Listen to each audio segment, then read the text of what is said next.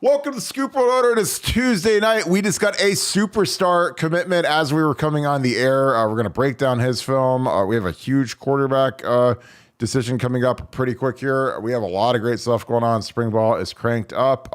Little different week this week. They're going to practice on Friday. Ryan Day's going to give them the weekend off for Easter. I actually kind of love that. So it's going to be a really interesting stretch as we head into the spring game. But first, as always, we're going to always thank you guys. Thank you guys so much. The channel has been growing like crazy. Our site has been growing like crazy. The way that we're recruiting is absolutely insane. This is a kid that I broke down a couple of nights ago, Milan Graham. Absolute dynamic, explosive speed, rare speed. He's an Indiana kid. I feel like if he was in Georgia or Texas or Florida, he'd probably be, ranked even higher, but he is a different beast. He's a totally different body type from JJ Smith, but he's an absolute terror out wide. He's a guy that you got to manufacture touches for because he has that rare speed. He's an absolute monster, and I love his film. We're going to get into that shortly. But first, we're going to bring in my good friend, Nevada Buck. Nevada, how are you? I'm doing great, man. But what a great day. Buckeyes get a huge... This kid, I might be as excited about this kid as I am any commitment in the class. This is a kid that, not a lot of people were talking about, but the first time I saw him, I was like, man, definitely the best wide receiver ever to come out of the state of Indiana. One of the best receivers that I've ever seen in the Midwest in a very, very long time. So this is a big one, big get for Ohio State. Hartline continues on his just otherworldly role of wide receiver talent. And when you get the wide receiver talent, that means you're going to get the quarterbacks next. So the rich keep getting richer, and we are indeed rich as Ohio State fans. Yeah, it's incredible. Here's his profile. Again, he's out of New Haven, Indiana. So it's really not a super fertile recruiting ground normally, but when you watch his tape, he's every bit of a 5-star. I think he should be a consensus 5-star. I would not take him over JJ Smith, but I don't think any high school receiver out over JJ Smith, but any other year, this kid's number one. Explosive, dynamic, just a guy that I'm going to get right into the film because honestly, I can say it, but he can show it better than I can tell it. This is one of those guys where, it literally takes one clip. We're going to get right into it, and it is explosive. Here they are on about the 5-yard line. They got him out wide at the Z, which is the speed receiver. And again, like there's, you got angles, and gets the ball, and just explosive speed. You see when he opens it up into that 6th gear, it's gonzo. And again, this is a kid that he's a dynamic kick returner, punt returner. He actually has an interception in this because it was kind of interesting because I know that obviously, Brian Hartline brought him in as a receiver, but God, if I was this kid, I'd try to figure out a way to play corner because corners get paid a lot in the league. And, I think that receivers are more of a dime a dozen than big time cornerbacks are, but you see the punt return, you see the speed. Nevada, we're a couple plays in. What are your thoughts on this kid? Like, cause I can't imagine the different ways that you'd want to try to get this kid the ball to just get him out in space and let him get loose. Well, I know when Ohio State first saw tape of the kid, they honestly thought the tape had been kind of enhanced, kind of speeded up, and that was literally the consensus is the tape had to have been enhanced, and then they figured out that it hadn't been, and this kid really is that fast. And he's one of those rare kids. He reminds me, and I hate to make a comparison like this because I apologize. Much like I like to apologize to Orlando Pace for the disrespect that he received on the channel. I'm going to say he gets up to speed kind of like Ted Ginn got up to speed. How Teddy was up to speed in full speed in like 2 or 3 strides. This kid has got that same kind of ability. He's Ted Ginn-like in terms of his ability to get up to top speed very quickly, which makes him a very dynamic, return man. And as you said, on the outside, that kind of big speed will, it's the reason why Ted Ginn survived in the NFL for 15 years or whatever, some ridiculous amount of time in the NFL as a wide receiver. This guy's just going to be a big time college player and a great addition to the Ohio State arsenal. Yeah, I'm excited about him. Getting 2 more 5-star wide receivers with him and JJ Smith coming in. It's unnatural to recruit that good, but there's a formula. Like the plan is infallible. If you come play for Brian Hartline, you play in Ryan Day's offense, and you put in the work and you grind and you do everything they tell you to do, you're going to be a first round pick. So I mean, it's been tried and true since Brian's taking that room over. I mean, even going back to Zach Smith, you know, when he had Terry McLaurin, who's making $23 million a year now, and some of the guys that he had, Michael Thomas, who set the catches record. That room has been on an upswing. Really, I mean, you know, it's hard to say that it was ever a downswing. Maybe in the mid to late 2000s. But, you know, when I was there, we had Ted and Santonio and Gonzo. We had 3 first rounders on the field at one time. Michael Jenkins was the guy that I played with as a first rounder. So that room has been a very prestigious room, but it's never been at a level like this where, I mean, these guys they end up being top 10 picks. Obviously, you know, Jackson Smith and Jigba is a likely top 10 pick. Marvin and Emeka next year, likely top 10 to 15 picks. Marvin could probably be a top 5 pick. So, you know, I think that these guys are starting to figure out that when you have this kind of ability, it's all about the scheme and it's all about, you know, the quarterback, you know, and the way Ohio State's recruiting quarterbacks, I think you know, these guys know that, hey, we got to go somewhere where the quarterback can get us the ball, you know, because if you got a guy like this and you go somewhere where the quarterback situation isn't great, the offense isn't great, then you don't get to see this kind of talent flourish the way you get to see it here. But like I said, I love this kid's ability. Again, I love speed. You know, I think everybody loves speed, but you know, when you see how it can kind of terrorize a defense, you know, you get excited about it. And again, like, you know, JJ is, you know, because it's not like JJ's. Like, JJ's a top 10 nationally ranked hurdler in Florida. Got top 10 national time. He's that fast, and he is a big put together monster. Like I said, he's like a Megatron, Calvin Johnson, Julio Jones type. But this guy with his speed and really with his kick return ability is something I love. He's accustomed to fielding punts, kickoff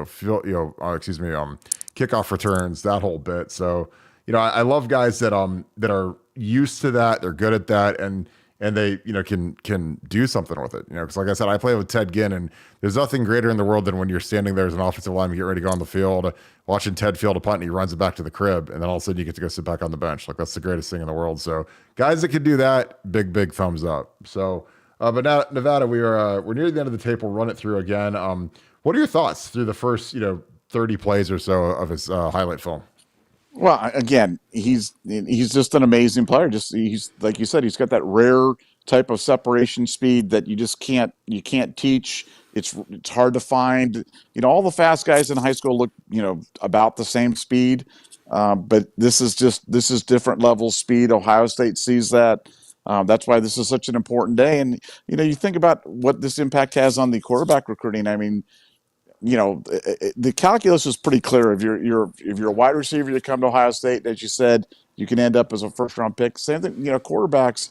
You know, Ohio State had never had a first round quarterback, or I guess since Art Schlichter or whatever. And then Ryan Day comes, and you go Haskins, Fields, C.J. Stroud, and you know, people have to remember that C.J. Stroud. It wasn't like C.J. Stroud was brought in as like the next big thing at Ohio State. I mean, it was, you know, C.J. Stroud was just I'm not saying he was just a guy, but he wasn't a 5-star, can't miss, top of everybody's board. And Ryan Day is going to turn him into, you know, the number 1 pick in the draft, or a top 5 pick at worst. So, you know, Ryan Day is certainly the magic man when it comes to quarterbacks, and you keep doing it with wide receivers like this, and you know, that's, you know, come on down here, Nolan, because you're going to have some guys to throw to, and they're going to be open, and everybody's going to get paid and go to the next level and be happy.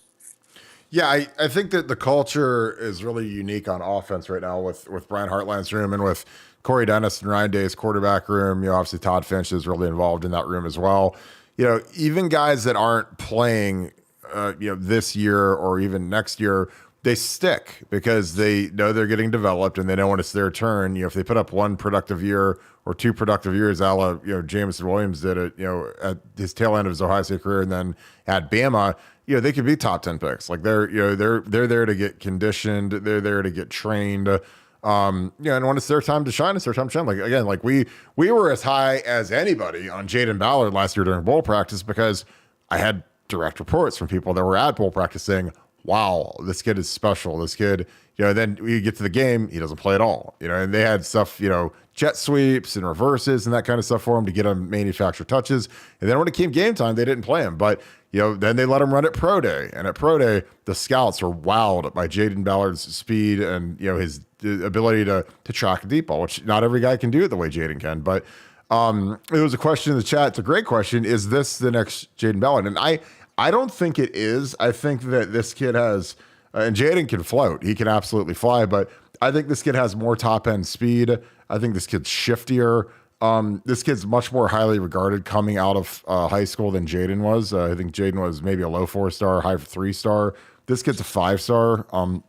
And again, stars don't mean everything, but I think this kid has a different gear coming out of high school than even Jaden had. Again, Jaden, has it's been said many times he is the fastest player on the team right now, but I think that this kid has got even a different gear, and this kid's shiftier than Jaden. Jaden, I don't think he has the agility and the side to side movement that a kid like this has. But Jaden can roast guys. It'll be interesting to see how much work he gets at the Z.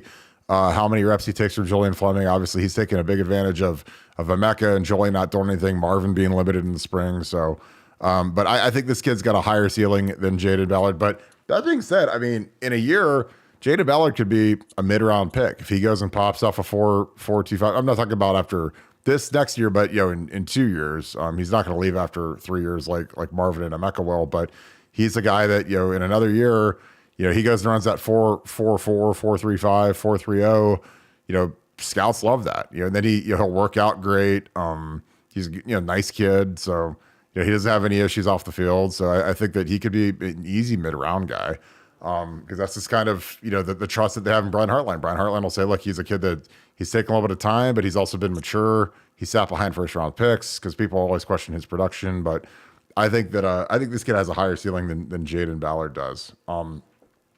Nevada, I am going to shift to our boy, our quarterback, soon to be. It's funny because I feel like when all these edits and all these commitments come out, that a lot of it is spacing. It's like each guy kind of takes their day. Because the next guy up is Aaron Nolan, and that's a guy that we've projected to Ohio State for a while. He's a South Florida Express kid, lefty again from Georgia. I feel like this is our 5th podcast where we've broken down Aaron Nolan, but he's finally likely to commit to us this weekend.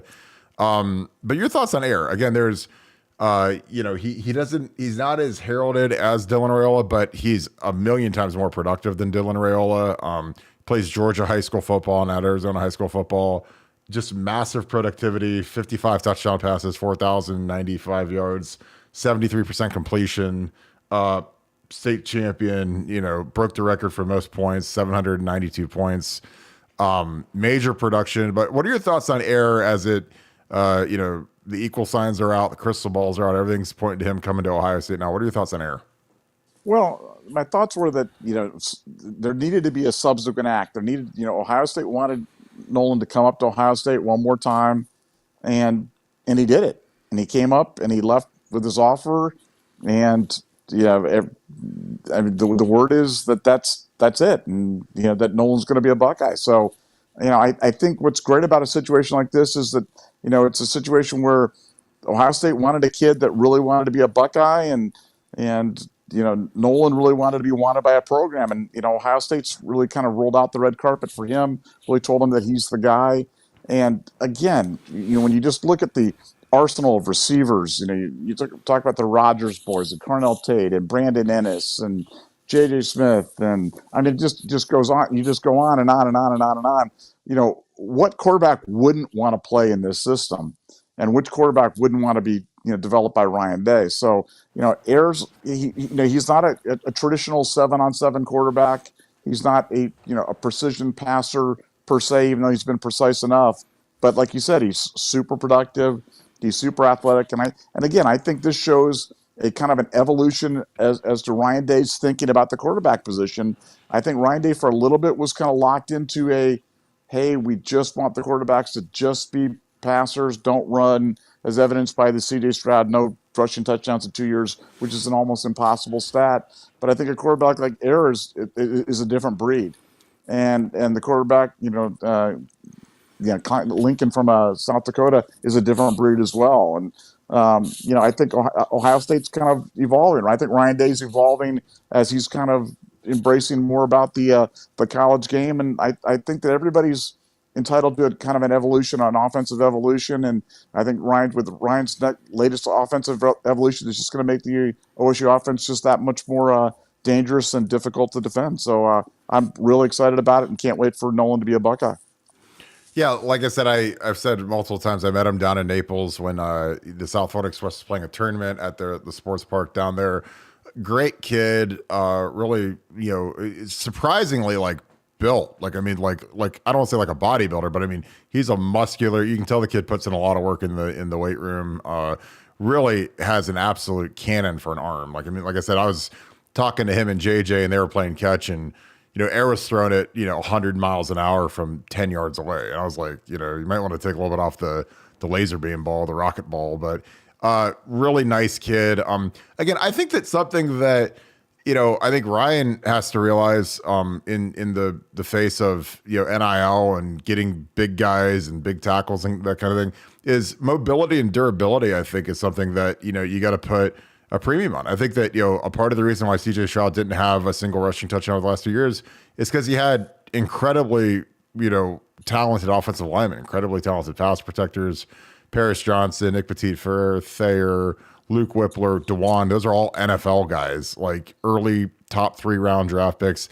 Thayer is a guy that slid. He should have been a top 3 round draft pick, played for the Raiders a lot last year. But I think that, when you don't have that luxury of just the top tier O-line guys like we've had that Greg Studrawa brought in, you have to, have some guys that can move a little bit. And this kid can run. He's a guy that they show him running read option in here. They're running more read option this spring than I think they have in Ryan Day's entire career. In practice now with Devin Brown and with even Kyle McCord, especially down in the short red zone. I think that's the Justin Fry influence. So you got to remember, Justin Fry is a Chip Kelly disciple as much as Ryan is, but Justin wants to do everything he can to help his offensive lineman out and help the running game out. And the read option is terribly difficult to defend, especially if you have a guy that can run. And it makes your life a lot easier on offensive line when you don't have an unblocked defender in the box. That read actually it's like having an extra blocker. So, they've been running it in the short red area with a lot of efficiency. They've been shredding the defense with it. And I think that that's something that Eric can do. And I think that Devin Brown could do it. And I even think Kyle McCord could do it in a pinch. But I think that as, if something happens on the line, it never hurts to have guys that are ultra athletic and guys that aren't just statues back there, because this kid, like when he gets out in space, like he knows how to go and he knows how to get to the end zone, and he's a tough kid. Again, I'm excited about him. Like I know that, we had Dylan Raiola, it was initially like 2 years ago, it was Jaden Davis. Now it's Dylan Raiola. Now we're to Air. But you see the production. The production is A++. Georgia football A++.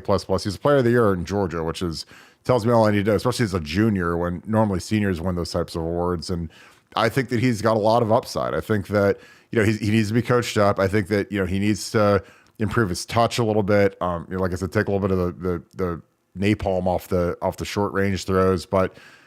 He's got a lot of upside, and he's a worker, which is something that I love. He's a guy that is a grinder. He's a guy that wants to be better. And as long as you're like that, and you can take really hard coaching from Ryan Day, because Ryan Day, you got to understand, he is not for the faint of heart when it comes to coaching a quarterback. He is very tough on quarterbacks, and I think Air thrives off that. I think that he's the kind of kid that really, he comes from a really well coached program. And I think he's got a lot of upside. I think that it'll be interesting to see when we look back at the quarterback rankings between Jaden Davis and Dylan Raiola and Air, who ends up where. Because, I always look at infrastructure and, Air is going to J.J. Smith, Brandon Ennis, Carnell Tate, Ryan Day, Brian Hartline, it's, Milan Graham. Like he's got the best receiver group that you could ever dream to walk into. And I think that matters. I really do. Nevada, as we watched this film, I was joking the other night because his film is literally 15 minutes long. Everyone else's highlight is like 5-6 minutes. His is so long. It's the longest one I've ever downloaded. But your thoughts on Air as we watch him, and we watched him multiple times, but he does have a fun film to watch. Well, no, he does. He does it all, and he's the kind of quarterback that I love, and I think it's the kind of quarterback that you need to have in 2023. But I was just reflecting, just as you were naming that incoming wide receiver group. I mean, this is probably, maybe it's the obvious, maybe it's a crazy statement, but has there ever been a better incoming group of wide receivers than this one? I mean, No. ever? No, I mean, no. no, I mean, and I don't think it's close. I mean, because again, we talk about Terry, $23 million man McLaurin. I mean, when he committed to Ohio State, that was met with a collective yawn, and I think he had to come to camp at Ohio State like 11 times to get his offer or something like that. So no, he wasn't like some whiz bang, you know, you know, no. let's all get excited recruit. I mean, these guys that they're bringing in right now are the bluest of blue chips, and I don't think none of us have ever seen anything like it. So it's kind of hard to really. I feel like USC during the Pete Carroll years when they were just selecting guys from across the country. I guess we've become Pete Carroll, and that's kind of fun. I guess that makes you Ed Ogeron, and it makes me Lane Kiffin or something like Lane that. you would be Lane. You're Norm Chow. I Norm Chow. no, I agree, and I think that like the cool thing is like there's a culture with Brian Hartline's wide receiver room where talent kind of begets talent, and guys like Marvin, guys like Ennis want to learn from Marvin and Jackson Smith-Njigba and Garrett Wilson and Olave. It's just a really cool room to be a part of now because you know that the top guys in that room are going to be not just first round picks, like top 10 picks, like top 15 picks. Like last year we had that run in the draft with Garrett and Olave and JMO. That's unbelievable how good that is. And then, kids are seeing, hey, if I come in this offense, receivers, it's kind of like being like an NBA player. I mean, you want to play with great receivers because then you're not going to get doubled. They're not going to roll coverage to you. Or if they do, the other guy's going to get shredded. Like if you go double team Marvin Harrison this year, Emeka Egbuka will absolutely destroy you. And I think that that's something that, these guys are realizing, hey, if I team up with my boys Carnell and JJ and, you get Milan Graham, I mean, there's just nowhere to hide. The Rogers brothers, even though they're not brothers, I call them the Rogers brothers. I think that it's really cool. I think that there's a culture in that room and even in the quarterback room of waiting your turn, getting better every day. If you do the things Brian Hartline tells you to do, it'll come. And I think it's even enhanced even more now that Brian Hartline's the offensive coordinator because now he has like his hands on the steering wheel. So it's different when he is sitting in the back seat running the receiver room, but now like he's driving the bus and he gets to, hey, who needs touches? Because I'm the guy dialing up the plays. Who's been good in practice this week? Because I'm going to get you 10 touches, 15 touches. A lot of these coaches, on Thursday night, they've got a little sheet where they say, okay, Marvin, he's been good this week. We're going to get him 12 touches. Brandon Ennis had a really good week. We're going to get him 4 touches. Like they kind of work through a tick sheet when they make guys the primary receivers. And I think that now that Brian's called the plays, man, we are going to be air raid supreme. I can't wait to watch it. Another thing that I love about Air, and it's funny we've gone this long without talking about him, is that his tight end from this film is here, Jelani Thurman, who is one of my favorite films I've ever watched. And, watching Air throw, have his security blanket. And again, I know we always joke about the Ohio State tight end basically being like a sixth offensive lineman and an extra tackle. But, last year, I mean, Cade Stover was really active. Mitch Rossi was really active. We've had a run of some really good tight ends. Even Jeremy Ruckert went 3rd round. So I think Jelani's a guy that's got a lot of ability. He's got a lot of upside. And the fact that, his quarterback is coming with him, it's kind of like when an NFL team drafts, a college tight end to go with the rookie quarterback. It just seems to make sense. And it seems like a smart move. So I'm excited about that. I might toss some Jelani on here too. This thing still has another 5 minutes to go, which is amazing, but, we'll take some questions on you guys. Defensive recruitment. See, I think, we're going to get the 2 corners from Ohio in all likelihood. I think that, James Laurinaitis has been killing it on the linebacker front. I think we're going to get Peyton Pierce. There's a lot of defensive ends that are national guys that we're in on right now. But I think defense-wise, Nevada, are you worried at all about the defense? I'm not. I think that like adding James is a big shot in the arm for the linebacker recruiting. And there's a couple really good corners already in Ohio. But what are your thoughts on the defensive recruiting, Nevada? Yeah, I'm not worried about it. And again, in these days, the offense is overpowered. I mean, let's just face it. I mean, the offense is overpowered, and the most overpowered of the offensive positions are quarterback and wide receiver. So if you're winning at quarterback and if you're winning at wide receiver, you're winning in the college football game in 2023, and that's just the way it is. And people can talk about winning in the trenches and the big guys and the big uglies, and But the bottom line is, right now it's mainly a pitch and catch game with quarterbacks and wide receivers, and obviously if you can disrupt with elite defensive ends, so much the better, or cover with your corners. But we're winning at the key positions, and like you said, good thing is the stock's up in Ohio for a couple of corners, which will really help. And I like the development of the guys that we got. So no, I think things are coming along, and having James is just so huge. I think he's going to have an impact on the defensive side of recruiting equal to what Brian Hartline had on the offensive side. And I think you need to have that young guy. If you look at the defensive coaches, we're just getting a little old on that side. We don't have a lot of coaches on that side, and the guys that we do have are older. And I think having James on that side is just a breath of fresh air, and really helps out for Ohio State. And I think it's going to pay big dividends. Yeah, James his upside is 5-star superstar head coach at some point. I just think he's got it. I've said that to him a million times, that he'd be a rock star head coach, and here he is. He got out of the broadcasting world and got into the sweatshirt and got the whistle, and I think he's going to kill it as a recruiter. I think he's going to kill it as the leader of a program. He reminds me of Luke, but I think he has more upside than Luke, because I think he has more personality than Luke.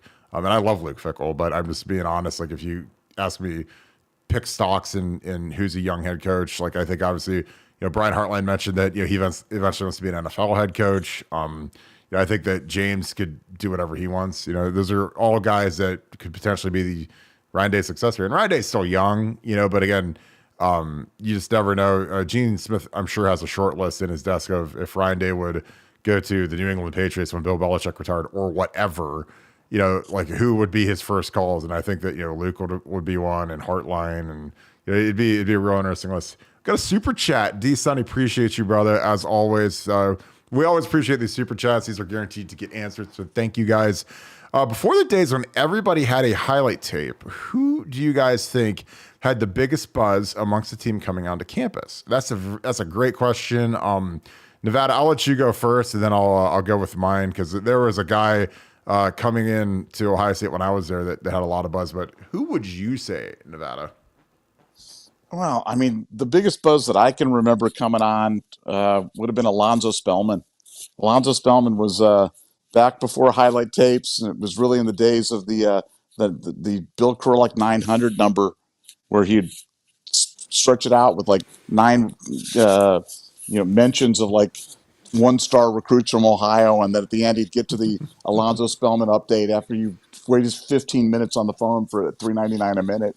So yeah, he was doing well. But yeah, Spellman, I always just remember that one, because that was, they described him as being from like a different planet. And when he came to Ohio State, I'd never seen anything quite like him. And then he went to the NFL. The Dallas Cowboys never seen anything quite like him either. So he was one for the books, and certainly one that I always remember. Yeah, I mean, for me, it's got to be Ted Ginn. I mean, in 2004, it was my second year. This kid was a 5-star. Most services had him rated as a cornerback, and he never played a snap of corner at Ohio State. He went straight to the receiver room. I thought he was going to be a corner. I thought he was going to be Charles Woodson. But, he showed up. He's okay. I mean, Ted, he isn't much to look at, especially when he was 18. He was a thin little kid. Again, like, we had the year before, we had Mike Jenkins, who was a first-round pick. We had some, Chris Gamble. We had some guys that were, some studs. And so even Drew Carter was a guy that was a 4'3" guy, 6'4" guy, big guy.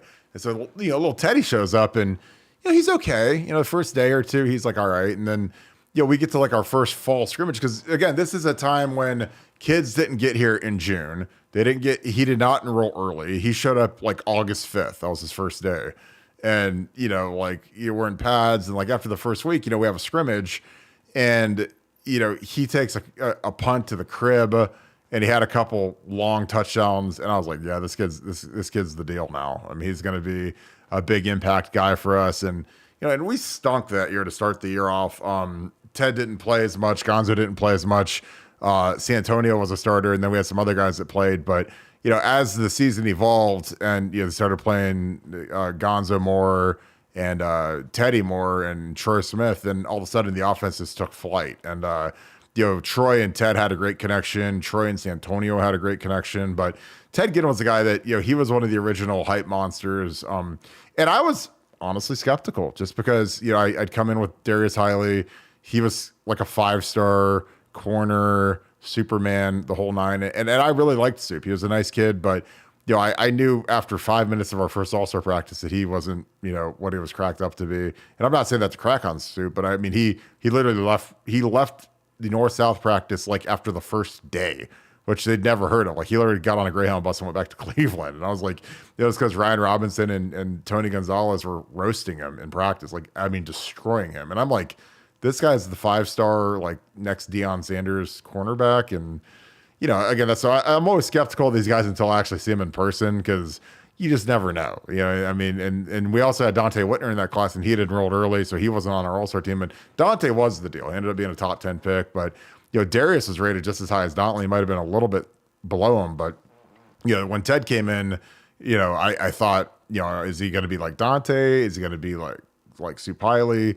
And he was better than both, really. So Ted Ginn's my guy. In the chat, I'd love to see who you guys think. Some of you guys that are veterans.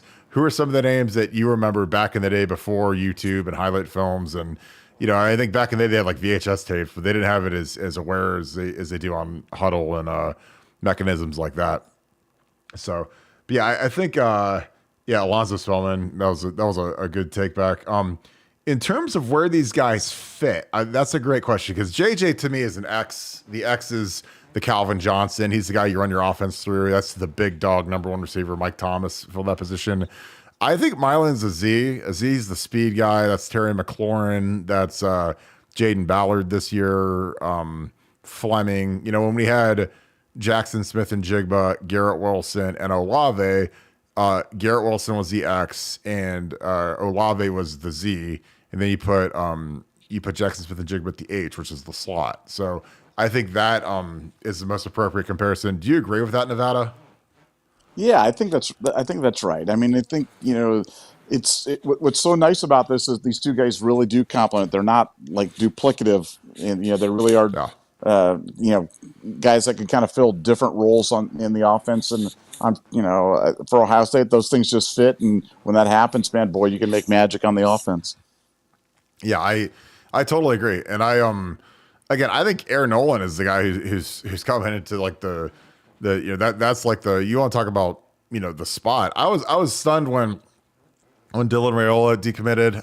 I don't miss him. Again, I think wish the kid well and everything, but I just thought it was crazy. Some of these kids are passing up on taking the controls of this offense with Ryan Day, Brian Hartline calling the plays in that receiver room. Because again, I'm the biggest infrastructure guy you'll ever meet. I think that quarterbacks are only as good as the people around them. I think that there are some that are ultra elite, like Aaron Rodgers, who can raise up, everybody and make them into an elite team. But, I think in college, you really need to have guys around you. And in college, there's no salary cap. There's no, hey, we have to get rid of our star number 2 receiver because we have to pay, we have to get rid of T Higgins because we have to pay Jamar Chase $30 million a year now. So we have to trade T Higgins because we can't afford to have 2, a guy making 20 and a guy making 30. Like that's going to be the Bengals quandary. But in college, it's like you can get 3 Jamar Chases every year or 3, Garrett Wilsons or whatever. So I think, Ayer's coming into a great spot. I think that he's a guy that he'll probably get a little bit of a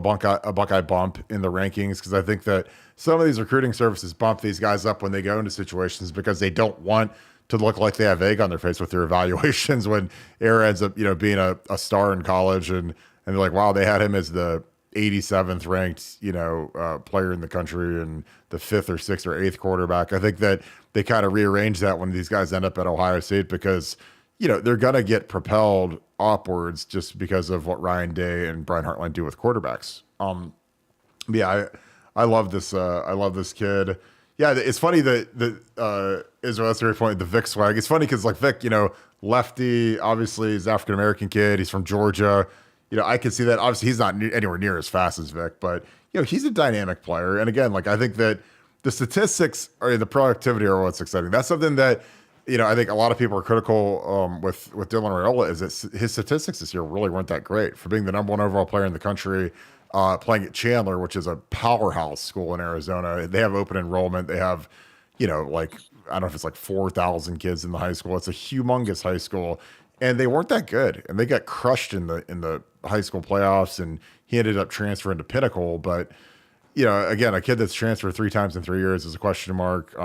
This kid is entrenched as a leader and a captain of his program. So again, you have to look at every little thing, and sometimes when you're splitting hairs, it's not always fun, but you have to evaluate it. I think it's just part of the culture when it's a portal thing, and when kids can potentially have to wait 2 3 years to play because you've got a couple young quarterbacks in front of you. It's something you have to evaluate. Nevada, these guys, they've scrimmaged on Saturday. They've got, I love Ryan Day is actually having them practice on Friday. So they're going to have not a scrimmage, but they're going to kind of put the screws to them on Friday this week so that they can give them Saturday, Sunday off for Easter, which I love. But your thoughts on where the team is thus far through a couple of weeks of spring practice? Oh, this has been a terrific spring practice. I mean, this has been good. Um, you know, the defense. I know that there's some people that are skeptical about the defense, or skeptical about Knowles and about the super high risk gimmicky cover zero Y press hippo defense that he runs every play, where it's like engage 8 and he blitzes everybody and leaves everybody on an island. But no, all kidding aside, I think the defense has really played well, and the defense is showing some cohesion. The emergence of the cornerbacks has just been really, probably the story of the spring so far. And you know, I think the defense just they have a coherence and a organization that's just palpable about them right now. And I also think hint that they're figuring out what to do about the Sonny Styles conundrum, and we're probably going to have a little bit more about that maybe in the next couple of days on Buckeye Scoop. So for those people that are subscribers, keep an eye out for that, because I think that there might be some movement on the Sonny Styles front, and I think people will be pleased with what they hear and with what the plans are for Mr. Styles in 2023 and beyond.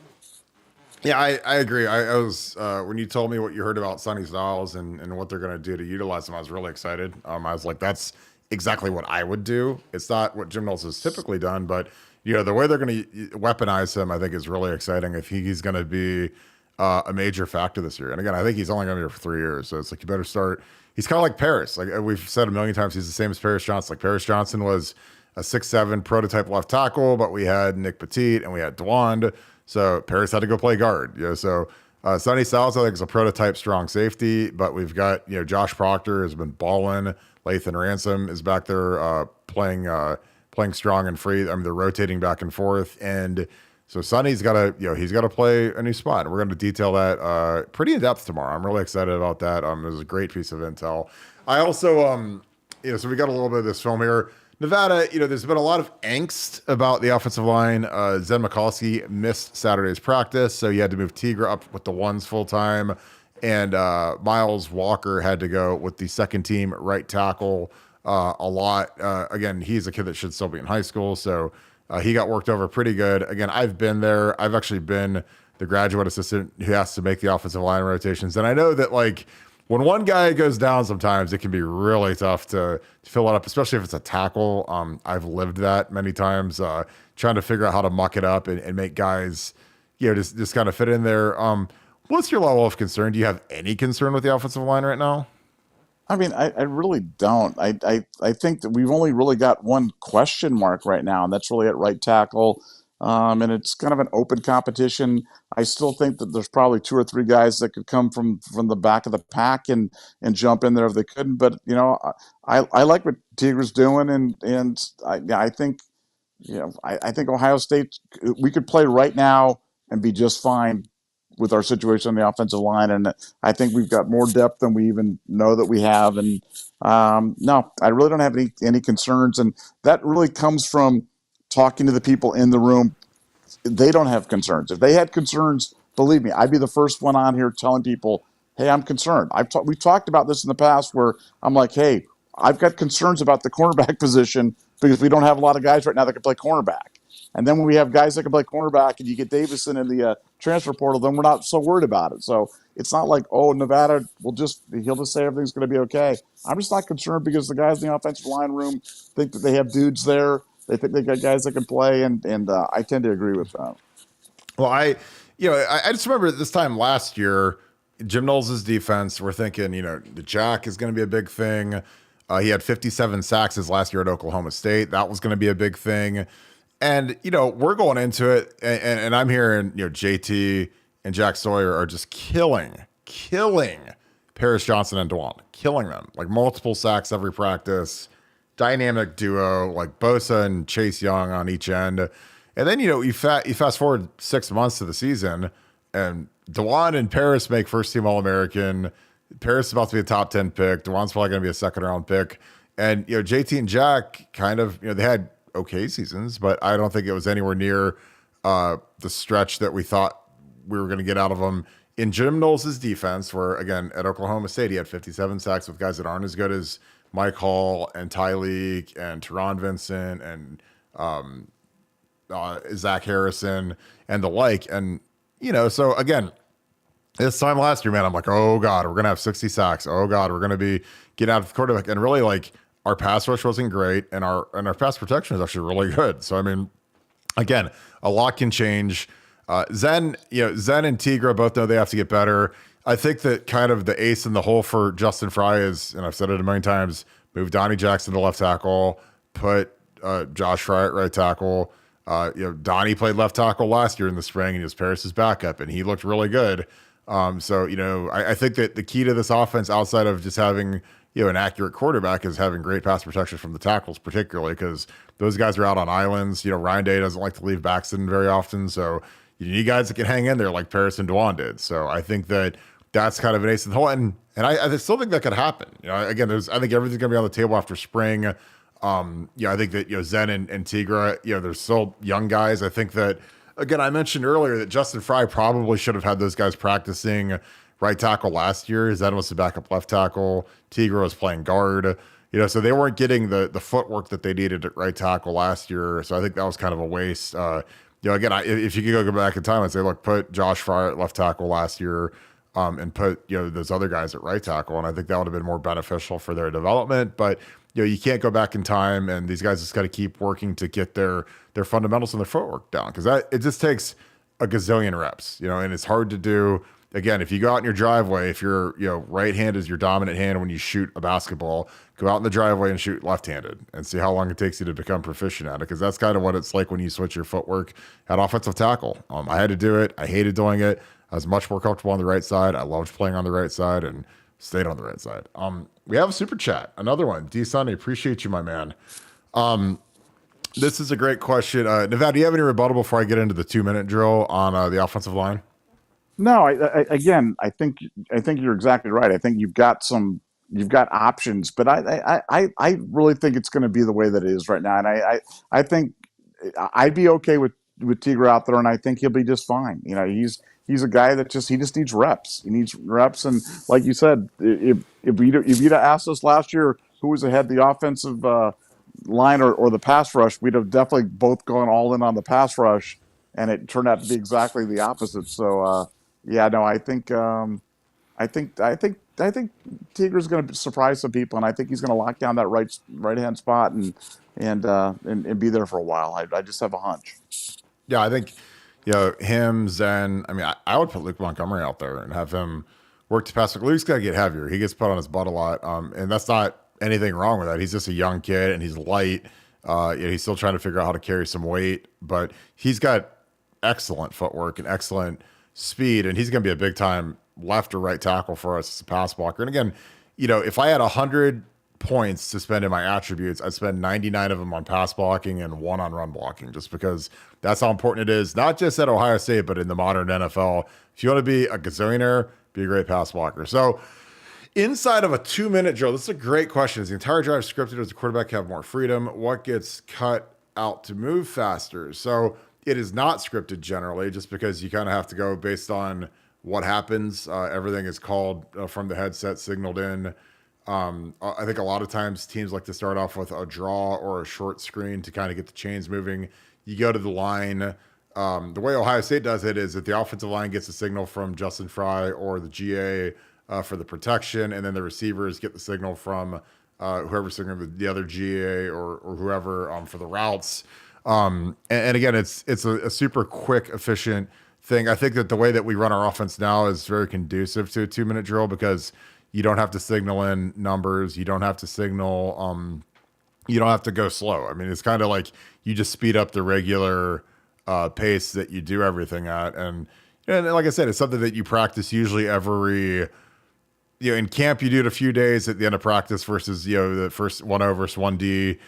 We always did it on Thursdays, which is kind of like the lighter day of practice. You practice getting on the ball, running to the ball. You practice what we used to call Mayday team. We call it our field goal, like our hurry up field goal, the Mayday team, where you'd say Mayday, Mayday, and everyone comes running on the field, and the clock's running. You don't have a timeout, and you gotta get up, get set, snap the ball, complete the kick. So I think it's just like something that you have to practice a lot. The receivers, they're used to getting the signals. The quarterback is used to getting the signal. The offensive line gets signals now, which is something we never used to do. But it's a lot quicker than back in the day when we used to use wristbands, like with Jim Tressel. So I think that but it's never scripted. It's kind of based on where you're out on the field. Do you make a completion? Because you don't know if you complete a pass. If the guy misses the tackle, it's a 60-yard completion. You're down on the 10.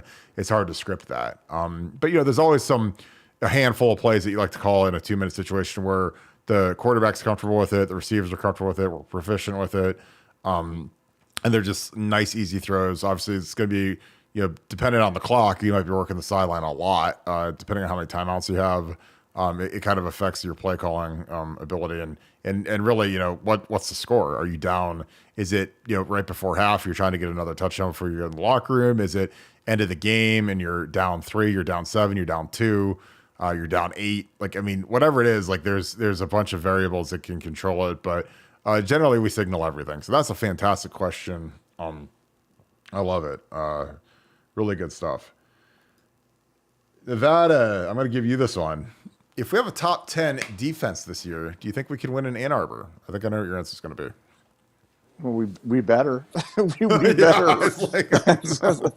We better, or we're gonna miss Ryan. All these nice things we're saying about Ryan, we're gonna miss. No, look, we've eventually. I'm gonna keep predicting us to beat Michigan, and eventually I'll be right. No, we're better than Michigan. The last 2 years have been an aberration. It's not a trend, and you just can't keep getting by with subpar recruiting, and Michigan really has been getting by with subpar recruiting. They don't have a great recruiting base. They don't really have a national recruiting brand. I mean, Harbaugh's done okay, but if you look at his classes, they haven't been really exceptional, especially at the positions that we talked about. And I think order will be restored. Like I said, I tip my hat to them the last couple of years. They've gotten it done, but no, the buck stops here this year, and we restore order and thrash the Wolverines, and hopefully, Ryan Day gets. This is a giant monkey that's off his back, because I can't even imagine the kind of pressure that would start building if he lost a third time against Michigan. Do I think it'd be enough to rout him out of town? I don't. I think they'd give him one more time in Columbus, but it's kind of the pressure that Harbaugh felt the first few years when he just could not beat.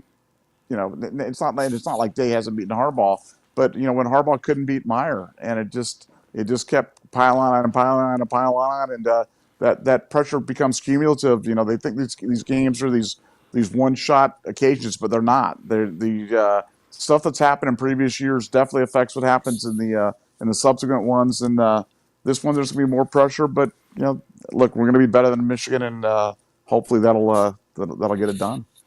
Yeah, I was as stunned as I've ever been in my life after the home game this year versus Michigan. On talent, you look at our pro day attendance, you look at the projections, the mock drafts, like number 1 overall quarterback, 2 first-round tackles, Marvin Harrison. I mean, it's like we just had a massive amount of talent, a massive talent edge, in my opinion, over Michigan, and we just didn't get it done. It was one of those things where I thought we had all the motivation in the world after how we got waxed in Ann Arbor. I thought these guys were going to play hard, and they did for a half. But again, in that game, you got to play mistake free, man. And we made some big time mistakes, coming down the stretch, especially defensively.